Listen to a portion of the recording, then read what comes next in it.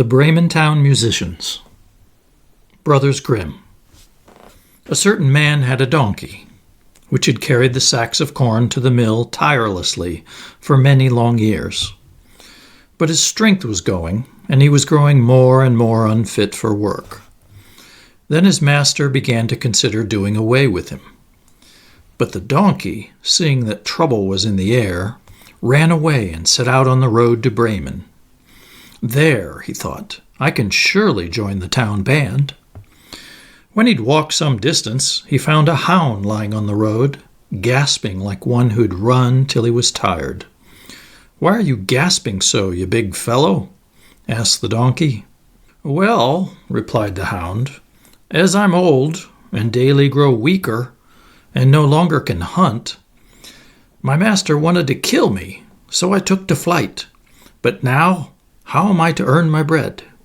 "I tell you what," said the donkey, "I'm going to Bremen and shall be town musician there. Go with me and engage yourself also as a musician. I'll play the lute and you'll beat the kettle drum."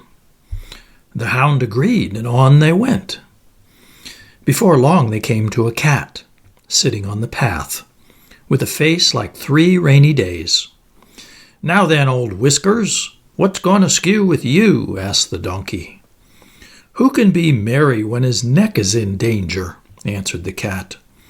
"Because I'm now getting old, and my teeth are worn to stumps, and I prefer to sit by the fire and spin rather than hunt about for mice. My mistress wanted to drown me, so I ran away. But now good advice is scarce. Where am I to go?" "Go with us to Bremen. You understand night serenading. You can be a town musician." The cat thought well of it and went with them. After this, the 3 fugitives came to a farmyard, where the cock was sitting upon the gate, crowing with all his might. "Your crow goes on and on," said the donkey. "What's the matter?"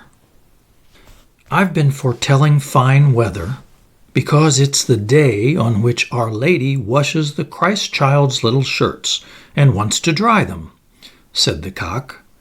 "But guests are coming for Sunday. So the housewife has no pity and has told the cook that she intends to eat me in the soup tomorrow, and this evening I'm to have my head cut off. Now I'm crowing at full pitch while I can." "Oh, but Red Comb," said the donkey, "you'd better come away with us. We're going to Bremen. You can find something better than death everywhere. You have a good voice, and if we make music together, it must have some quality."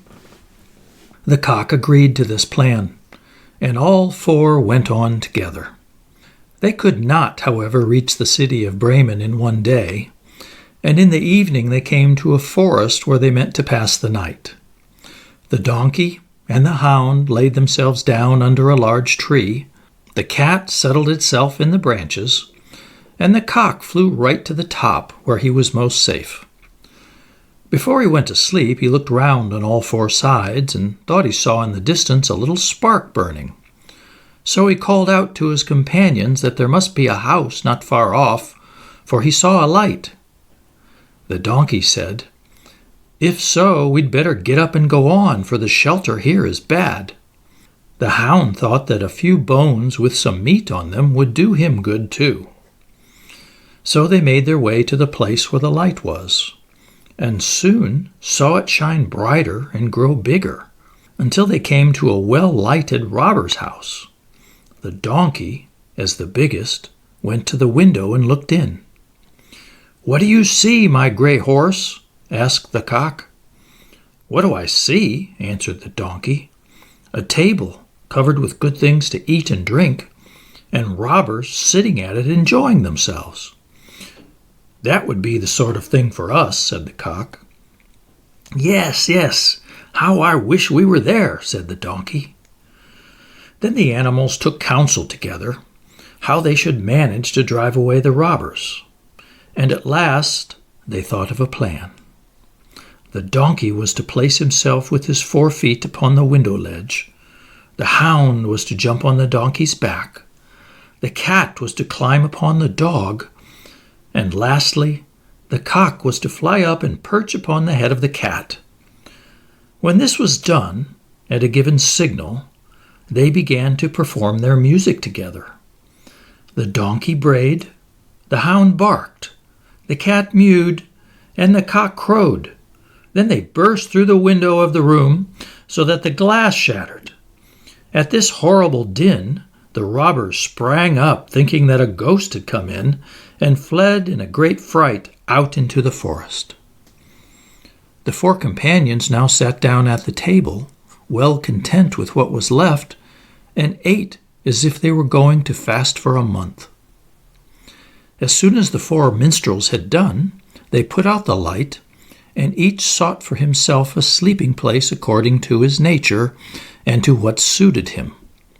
The donkey laid himself down upon straw in the yard, the hound behind the door, the cat upon the hearth near the warm ashes, and the cock perched himself upon a beam of the roof. And being tired from their long walk, they soon went to sleep. When it was past midnight, and the robbers saw from afar that the light was no longer burning in their house, and all appeared quiet, the captain said, "We ought not to have let ourselves be frightened out of our wits," and ordered one of them to go and examine the house. The messenger, finding all still, went into the kitchen to light a candle, and taking the glistening, fiery eyes of the cat for live coals, he held a match to them to light it.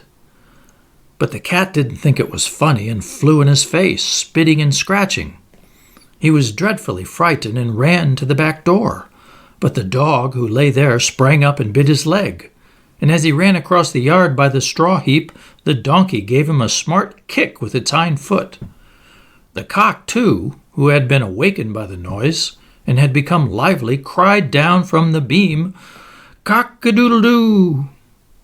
Then the robber ran back as fast as he could to his captain and said, "It's a horrible witch sitting in the house, who spat on me and scratched my face with her long claws, and by the door stands a man with a knife who stabbed me in the leg, and in the yard there was a black monster who beat me with a wooden club, and above, upon the roof, sits the judge, who called out, 'Bring the rogue here to me.'